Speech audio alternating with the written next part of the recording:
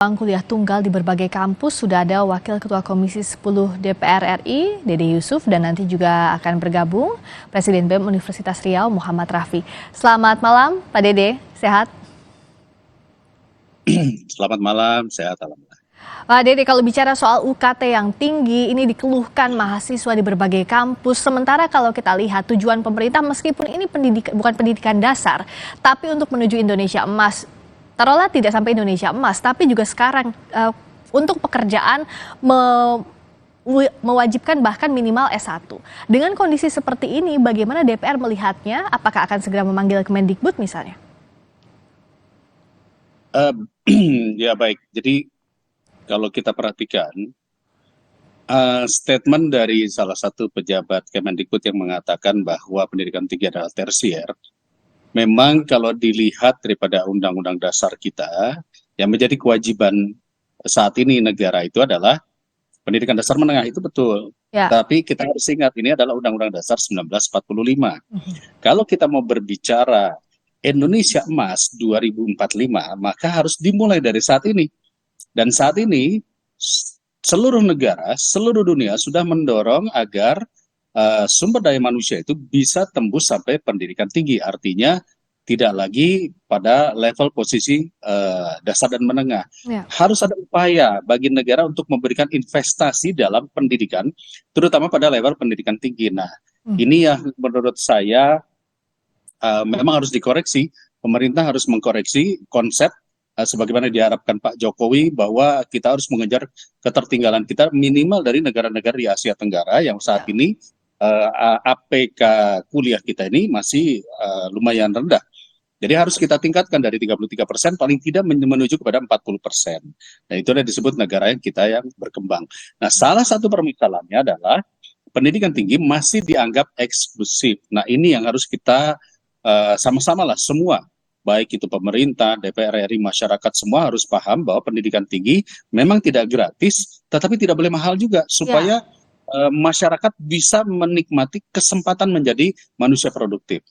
Ya, prinsip keterjangkauan inilah yang dinantikan, karena kita ingat pernyataannya Pak Jokowi yang sudah kita putarkan juga tadi, bahwa Januari lalu Pak Jokowi bilang bahwa 0,45 ini sangat rendah keterjangkauan mahasiswa-mahasiswi untuk menjangkau S2, S3, tapi jangankan ke sana, S1-nya saja sudah mahal. Nah, sebenarnya apa yang perlu dikoreksi kalau dari sisi kebijakan, Pak Dede? Ya, begini Mbak, kalau menurut saya ada beberapa kebijakan yang terkait dengan perguruan tinggi negeri berbadan hukum. Itu salah satunya adalah di mana perguruan tinggi itu harus mencari pendanaannya sendiri, tidak bergantung daripada dukungan subsidi pemerintah atau daripada SPP atau uang masuk siswa atau UKT lah.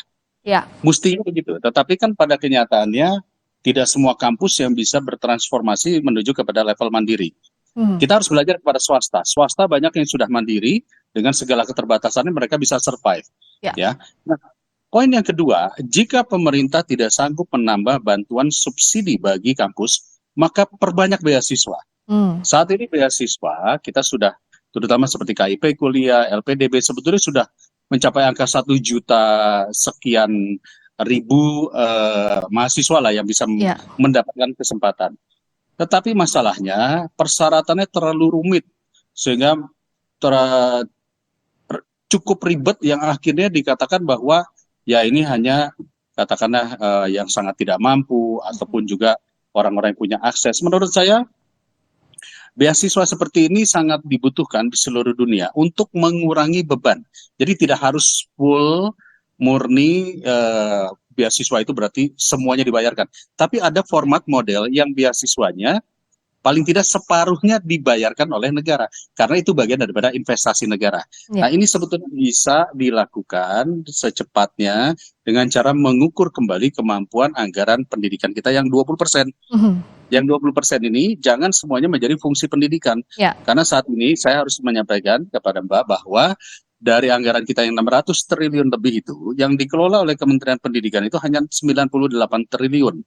Artinya masih ada 500 triliun lebih yang menjadi fungsi pendidikan, dan itu tersebar di kementerian lembaga lainnya, Ah, apa namanya transfer daerah, DAK, DAU dan lain-lain. Menurut saya ya. ini penting agar pemerintah segera di dalam pembahasan anggaran 2025 Hmm. memasukkan program tambahan beasiswa bagi kuliah. Ya, ini sangat penting tambahan beasiswa untuk memperluas akses sehingga akses pendidikan tinggi ini tidak menjadi hal yang eksklusif. Kita sudah bergabung juga dengan Presiden BEM Universitas Riau, Muhammad Rafi. Rafi, selamat malam. Selamat malam, Mbak. Selamat malam, ada juga Pak Dede Yusuf di sini. Bisa saling mendengar suara ya. Saya ke Raffi nih, boleh diceritakan kalau di Unri sejak kapan sebenarnya kenaikan UKT ini diberlakukan dan apa alasan kampus? Bisa diceritakan juga berapa besarannya? Baik, Bismillahirrahmanirrahim. Mohon izin Mbak dan juga ada Pak Dede Yusuf yang kemarin kita di hari Kamis berjumpa Ya. pada Ya. rapat dengar pendapat umum bersama dengan Komisi 10. Mhm. Kali izin untuk menyampaikan di Unri sendiri, Mbak, bahwa kondisinya kita sebenarnya surat edaran atau permohonan daripada rektor untuk pelebaran UKT sampai golongan 12 ini sudah diusulkan dari bulan Maret sebenarnya, Mbak, sudah dari tanggal 25 Maret. Namun belum ada respon dari kementerian karena untuk penetapan jumlah UKT itu harus dibalas sama surat kementerian dari Kemendikbud.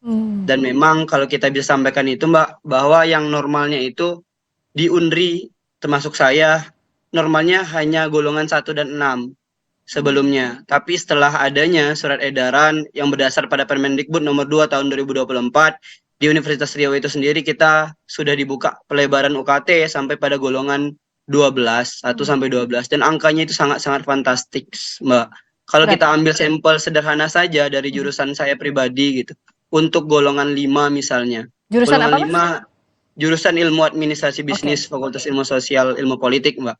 Itu kalau untuk golongan 5 di angkatan saya itu 2.450.000 awalnya. Tetapi pasca adanya edaran yang berdasar pada Permendikbud nomor 2 tahun 2024, UKT 5, golongan 5 di jurusan saya naik menjadi 4.800.000, Mbak. Itu penaikannya sampai 2.300.000, hampir 100%. Iya, hampir 100% ini. Itu sampel sederhana saja di jurusan saya pribadi yang hari ini saya rasakan. Belum bagi teman-teman di jurusan lain yang kedokteran. Kalau kedokteran jelas itu kenaikannya drastis.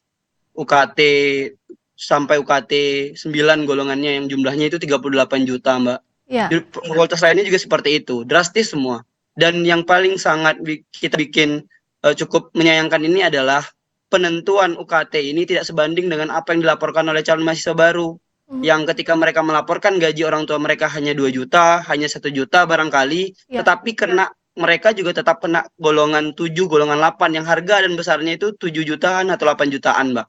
Yang perlu harus menabung 4 bulan terlebih dahulu orang tuanya baru bisa membayarkan UKT untuk anaknya. Iya. Begitu informasinya, Mbak. Nah, kalau betulkah ada mahasiswa Unri, ada sekitar 50 yang gagal kuliah, sudah ada sikap rektorat soal itu?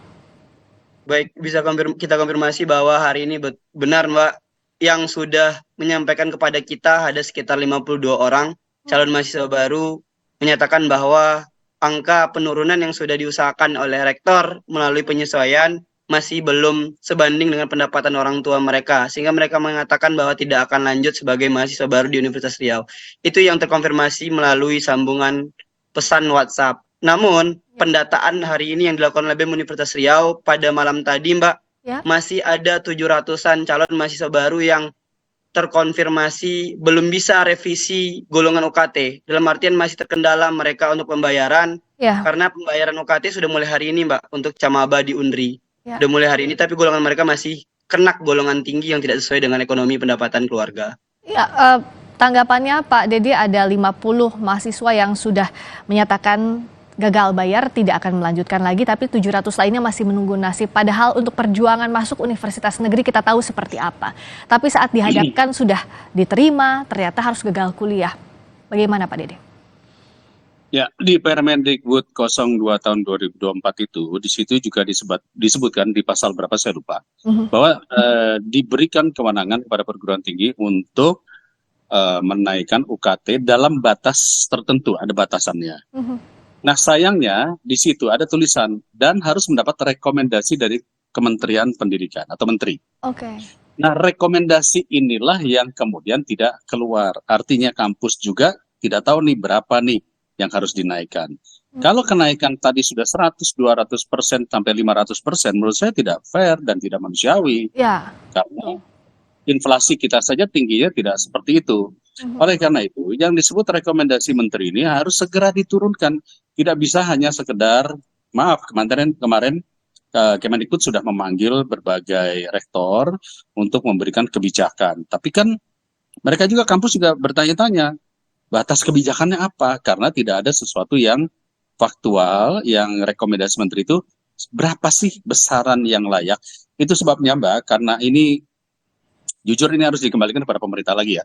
Kami di DPR langsung saja, kami mendesak saat ini agar segera Permendikbud 02 tahun 2024 itu dicabut, direvisi sesuai dengan yang disebut dengan inflasi, yang sesuai dengan pendapatan masyarakat saat ini. Kan tidak ada masyarakat yang pendapatannya tiba-tiba melonjak tinggi dalam kurun 1 tahun 2 tahun ini kan ya. Betul. Yang kedua adalah kami juga di DPR membuat panja pembiayaan pendidikan, di mana kami ingin melihat sejauh mana komponen pendidikan yang memang harus naik atau yang istilahnya sekarang sedang diributkan ini, sebetulnya berapa sih, kalaupun naik berapa sih, mana yang menjadi urgensitas, apakah gaji dosen, apakah hal-hal lainnya. Ini yang saat ini sedang akan kita buat, mudah-mudahan kita bisa memberikan rekomendasi secepatnya. Ada rencana untuk memanggil perwakilan dari pemerintah, dari kementerian terkait, Pak Dede? Ya, sebetulnya hari ini rencananya kita memang sudah mengundang Kemendikbud, tetapi kemungkinan masih ada kegiatan yang belum bisa mereka datang ke kami, ke DPR, sehingga mungkin diundur minggu depan. Tetapi Panja sudah akan bekerja mulai hari Senin besok, kita sudah mulai bekerja untuk memanggil berbagai stakeholder seperti kampus-kampus swasta. Kita harus tanya kepada kampus swasta. Selama ini kampus swasta bisa, maaf ya dalam tanda kutip, bisa hidup seperti apa sih tanpa bantuan pemerintah. Nah, kita juga ingin tahu kenapa yang negara, yang negeri kok malah tidak bisa, gitu Mbak. Oke, sekarang sambil menunggu itu digulirkan di DPR, Panja juga akan berlangsung nanti Senin. Apa Raffi yang dititipkan pesannya, terutama untuk mahasiswa-mahasiswi baru, juga mahasiswa yang sudah ada di kampus, untuk bisa menyelesaikan pendidikannya sampai tuntas? Baik, pertama kita juga baru berdapat konfirmasi nih Mbak, karena memang kemarin pada rapat dengar pendapat umum, informasi dari Komisi 10 akan menggelar rapat bersama dengan Kemenristek Dikti dan terkonfirmasi bahwa diundur ke minggu depan gitu. Memang harapan dari kita bersama perlu ada langkah cepat dari kementerian Mbak, memberikan arahan segera kepada seluruh perguruan tinggi yang ada yang hari ini terkendala terkait UKT, karena memang kalau untuk Undri sendiri itu Mbak, hari ini sudah masuk tahap pembayaran UKT Mbak. Sudah masuk tahap pembayaran UKT, jadi kalau memang ada dispensasi atau regulasi baru dari kementerian, ya hendaknya dipercepat agar teman-teman yang hari ini sedang bermasalah atau di ujung tanduk untuk keberlanjutan sebagai mahasiswa barunya bisa tetap berjalan proses sebagai calon mahasiswa baru. Itu harapan kita. Dan juga tentu kita menghimbau kepada adik-adik kami yang hari ini di angkatan 2024, karena jujur saya sendiri 2020 sampai 2023 itu tidak kena penambahan, 1000 pun kita tidak kena Mbak, tidak ada penambahan sama sekali. Tetapi calon adik-adik kami di angkatan 2024 itu naiknya sangat drastis. Itu yang kita sampaikan, bahwa hari ini tetap semangat, harapan itu masih ada, karena kita yakin dan percaya baik pimpinan perguruan tinggi maupun kementerian itu pasti akan mendengar, pasti juga akan tergubris hatinya, karena hari ini kita menyadari bahwa perguruan tinggi menjadi bagian penting untuk kita jalani bersama, karena tidak sebanding Mbak. Baru beberapa bulan yang lalu rasanya Presiden Jokowi kaget ketika angka rakyat atau masyarakat yang mengenyam perguruan tinggi itu rendah, sedangkan di satu sisi kementerian malah membuat sebuah regulasi yang mempersempit ruang bagi masyarakat untuk bergabung ke perguruan tinggi. Apalagi kita sangat menyayangkan statement yang keluar bahwa hari ini perguruan tinggi itu adalah edukasi tersier katanya, yang tidak semuanya wajib untuk merasakan. Maka kita juga cukup miris, kita menyayangkan statement itu keluar daripada Kementerian Riset dan Teknologi Perguruan Tinggi, Kemenristek Dikti. Tentu kita berharap Mbak, hari ini karena masih menunggu juga kementerian untuk memberikan sikap, kita menghimbau kepada pimpinan perguruan tinggi untuk mari terbuka hatinya melihat calon anak-anak bangsa yang hari ini sedang berada di ujung tanduk masa depannya. Kita sederhana di Undri saja masih ada 700-an calon mahasiswa baru yang kita perlu kawal apakah akan berlanjut atau tidak gitu. Kita takutnya nanti ketika angka ini tidak bisa ditekan dan UKT-nya tetap setinggi langit, maka 700-an orang tadi akan menutup rapat-rapat harapan mereka untuk mengenyam pendidikan tinggi di kampus Biru Langit Universitas Riau. Ya. Begitu Mbak. Dititipkan aspirasinya Pak Dede, mohon dikawal juga untuk nanti dibentuk panja dan akan ada pertemuan juga dengan Kemenristekdikti. Terima kasih atas waktunya Pak Dede Yusuf, Wakil Ketua Komisi DPR. Sama-sama. Terima kasih juga Muhammad Rafi, Presiden BEM Universitas Riau. Selamat malam.